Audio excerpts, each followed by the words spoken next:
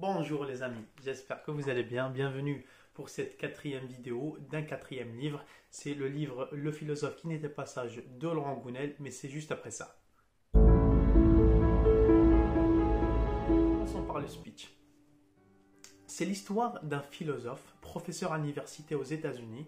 Il a une femme qui est journaliste. Cette journaliste, elle va faire une enquête avec un peuple qui vit dans la forêt amazonienne, qui est réputé être le peuple le plus heureux du monde. Mais cette femme décède. Elle est morte et son mari a une haine contre ces personnes et ce peuple, car il estime que c'est eux qui l'ont tué.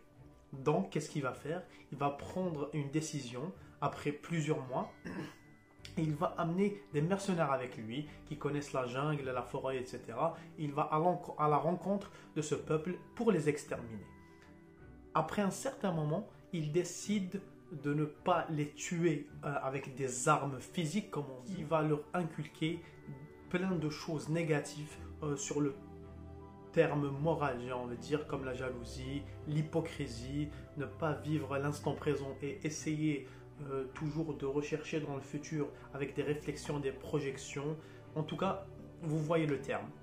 Et je vous laisse découvrir dans le livre la continuité de l'histoire parce qu'il y a une énorme surprise. Mon avis sur ce livre, je dirais qu'il est extrêmement simple, limpide pour sa lecture, sa construction, elle est très très simple. Ça se passe dans un laps de temps, un axe très, très droit, il n'y a pas d'ambiguïté, rien du tout. Donc vous allez le lire très très facilement et c'est très simple, j'ai envie de dire. Ce livre m'a plu parce qu'il met en perspective deux sociétés ou deux modes de vie qui sont aux antipodes. D'une part, c'est notre société moderne avec ses problèmes, avec ses absurdités, avec ses perversités, si on peut dire ça.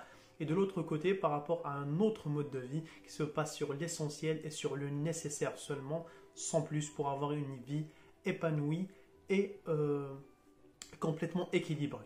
Voilà. Deuxième point, vous savez très bien que la société a une influence énormissime sur nos choix, sur nos préférences, sur nos modes de vie, etc., et sur nos relations.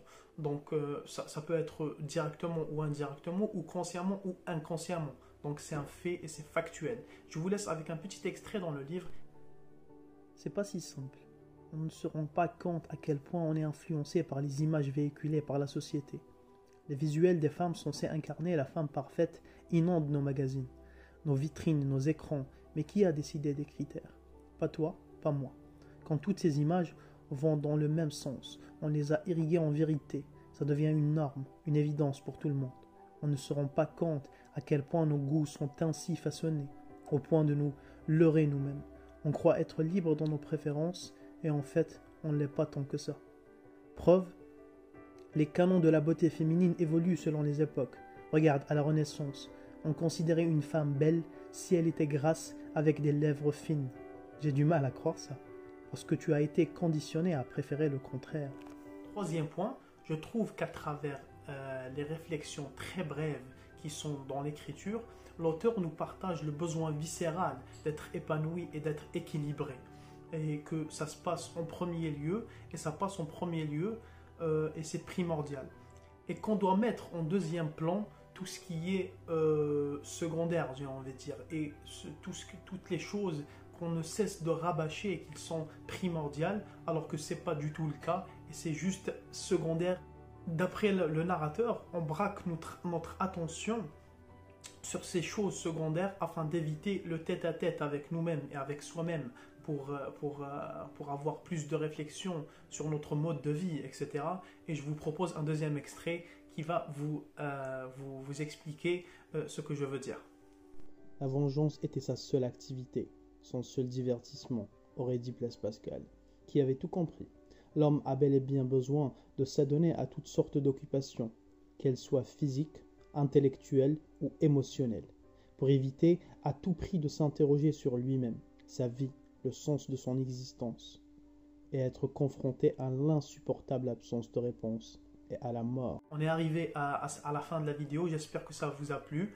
Je ne sais pas si c'était clair ou pas. Si vous avez des questions, posez-moi ça en commentaire et j'attendrai votre retour et vos retours avec plaisir. Il me reste qu'à vous souhaiter une agréable fin de soirée ou fin de journée, ça dépend le moment où vous regardez cette vidéo. Et je vous dis à bientôt. Salam, peace.